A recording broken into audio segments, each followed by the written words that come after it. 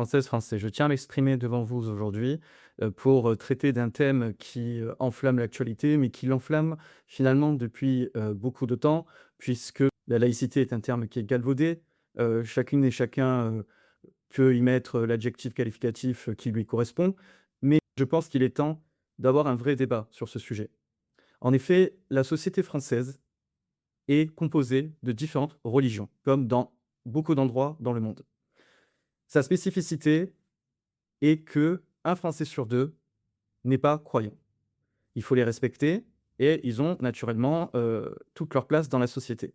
Mais celles et ceux qui croient, c'est-à-dire l'autre moitié de la population française et quelle que soit sa religion, car je ne distingue pas un croyant musulman d'un croyant chrétien, d'un croyant juif, d'un croyant bouddhiste et cetera, doit pouvoir exercer son culte dans la plus grande liberté.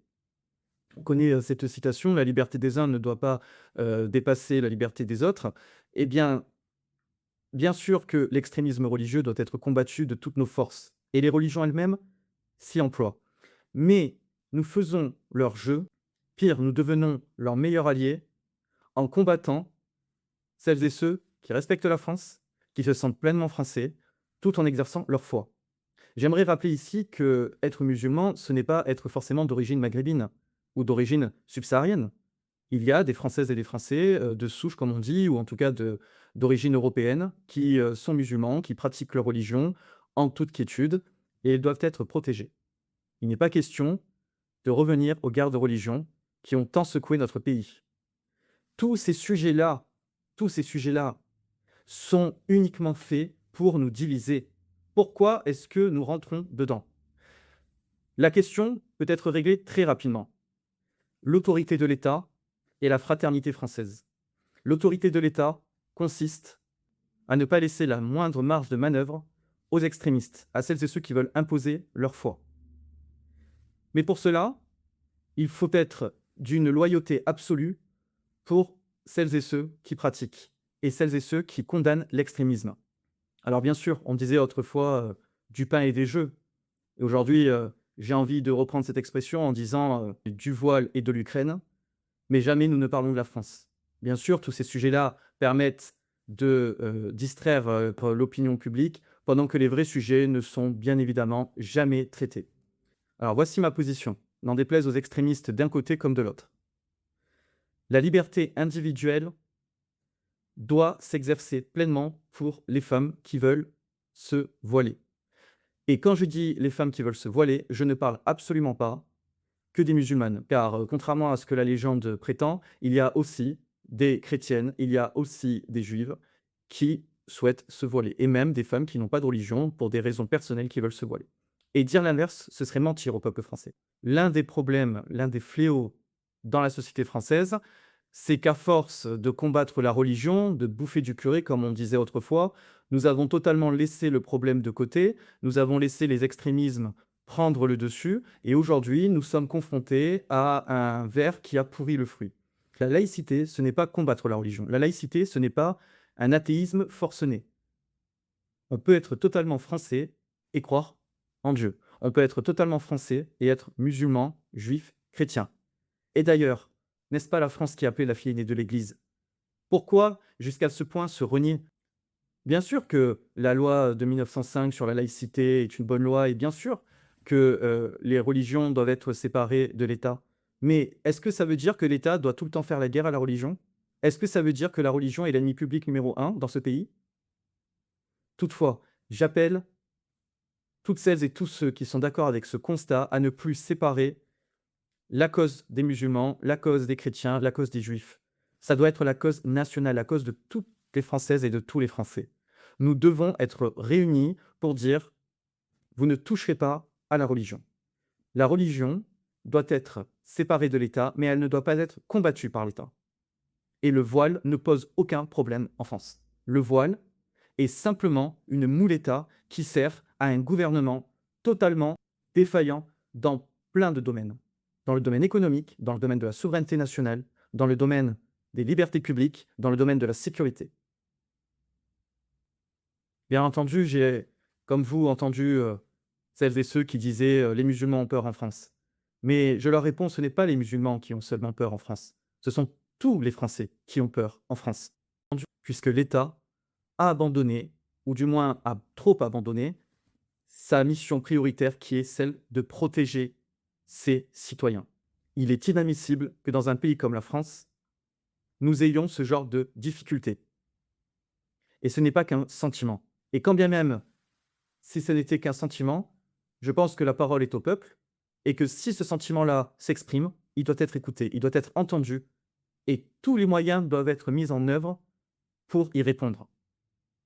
Je le redis ici, comme une très grande majorité des Français, quelles que soient leurs origines, quelle que soit leur confession, il faut réduire l'immigration.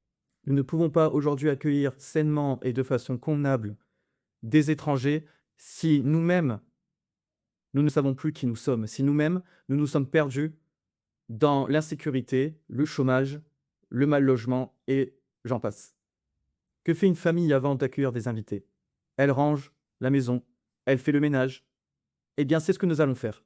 Mais pour cela, il ne faudra pas compter sur des éventuels partis politiques qui ont le pouvoir ou qui se sont partagés le pouvoir depuis tant d'années.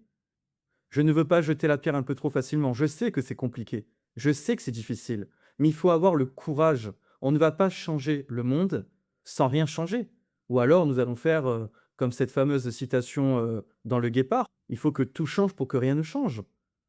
Moi, je veux que tout change pour que tout change. Et pour cela, il faut faire confiance à des personnes qui s'investissent, à des personnes qui ont de l'audace, à des personnes qui veulent un nouveau chemin. Et ce nouveau chemin, il va passer déjà, premièrement et prioritairement, par retrouver notre souveraineté nationale. C'est notre souveraineté nationale, la clé de voûte de toute l'action qui suivra. Mais j'ai eu l'occasion de le dire dans d'autres vidéos, la reprise en main de notre souveraineté est un moyen, pas une finalité. Il y a tout un programme qui devra être mis en œuvre pour que cette reprise de souveraineté soit non seulement une réussite, mais soit même la renaissance de notre France bien-aimée. Ne cédez pas à la sondocratie, ce système où les sondages, où les médias vous disent à l'avance qui va l'emporter. Ce n'est pas comme cela que nous allons y arriver. Est-ce que l'histoire de France est faite à coup de sondages? Est-ce qu'aujourd'hui nous sommes dans un pari sportif où nous devrions miser sur le compétiteur qui a le plus de chances de l'emporter? Mais si toutes elles et tous ceux qui pensent ainsi votaient réellement pour des convictions, votaient réellement pour la France, pour reprendre les mots de l'ancien président Jacques Chirac, la démocratie est le bien le plus précieux. Et pour cela, il faut exercer sa liberté d'opinion, sa liberté de vote. Et sa liberté d'opinion et sa liberté de vote passent par apporter son suffrage à celle ou celui qui nous paraît le plus adapté à nos idées. Et même s'il est crédité de 1%, 5%, 8%, ce n'est pas du tout une raison pour voter pour un autre. Là, nous ne parlons pas de choses peu importantes, nous parlons de votre quotidien, Françaises et Français. Nous parlons de notre quotidien. Ce quotidien, c'est-à-dire lorsque nous payons nos impôts, c'est-à-dire lorsque nous sommes dans la rue et que nous sommes dans un sentiment d'insécurité dans beaucoup d'endroits, c'est-à-dire lorsque nous entendons qu'il y a le début, les prémices d'une nouvelle guerre de religion, mais c'est cela qui s'impose à nous.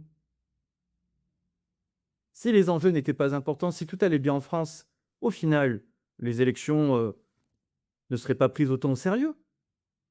Bien que ce soit quelque chose de toujours très important, mais il n'y aurait pas cet engouement populaire.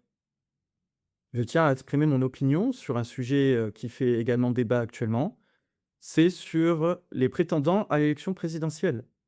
Je suis obligé de reconnaître qu'en ce qui me concerne, je pense que le b.a.-ba, comme l'on dit, pour être candidat à une élection présidentielle, c'est d'avoir déjà eu une fiche de paye, c'est d'avoir déjà eu un loyer à payer, c'est d'avoir déjà eu les contraintes de la vie courante. On ne s'improvise pas chef de l'État lorsqu'on ne connaît même pas la vie de son peuple. Bien sûr que toute femme ou tout homme qui a des idées convenables pour la France, qui a des idées audacieuses pour la France, doit être soutenu. Mais je pense que la personnalité compte beaucoup également. Charles de Gaulle disait que l'élection présidentielle était la rencontre d'un homme avec le peuple français. Eh bien, je pense que cette rencontre-là, elle doit d'abord se faire dans le monde de l'entreprise, elle doit d'abord se faire dans le monde du travail, dans le monde du réel, comme on pourrait dire, pour qu'ensuite la rencontre élective soit productive et surtout l'après, puisque le but, ce n'est pas forcément d'être un excellent candidat, c'est aussi d'être un bon chef d'État ou un bon chef de gouvernement. Et c'est ce que je veux pour la France. N'oublions jamais qu'un département français, Mayotte, que je connais très bien pour y avoir vécu pendant 2 années, est un département à très forte majorité musulmane. La France ne peut pas renier qui elle est, ou une partie de elle-même. N'oublions pas qu'une grande partie de notre territoire, qui nous permet d'être la 2e puissance maritime du monde, est de couleur. Être français, ce n'est pas appartenir à une ethnie. Être français, c'est s'approprier l'histoire de France, c'est s'approprier la grande civilisation française. Être français, c'est vouloir défendre la France et sa souveraineté. Alors si, comme moi, vous croyez à tout ce que je viens de dire, eh bien, il ne vous reste plus qu'à nous rejoindre. Et pour nous rejoindre, je vous invite déjà à vous abonner à notre chaîne Paroles sans masque. Vous pouvez nous écrire sur parolesansmasque.fr. Vous pouvez vous présenter à nous. Car oui, une alternative doit émerger. Mais cette alternative n'émergera pas dans l'inaction. Cette alternative n'émergera pas si nous sommes résolus à soutenir le moins pire, comme on dit familièrement. Alors, je vous tends la main et je suis certain que nous pourrons faire du bon travail pour la France, pour les Français, pour sa grandeur, pour son indépendance et pour que ce pays redevienne ce qu'il a été pendant tant d'années, une grande puissance respectée et un modèle pour le monde. Vive la démocratie et vive la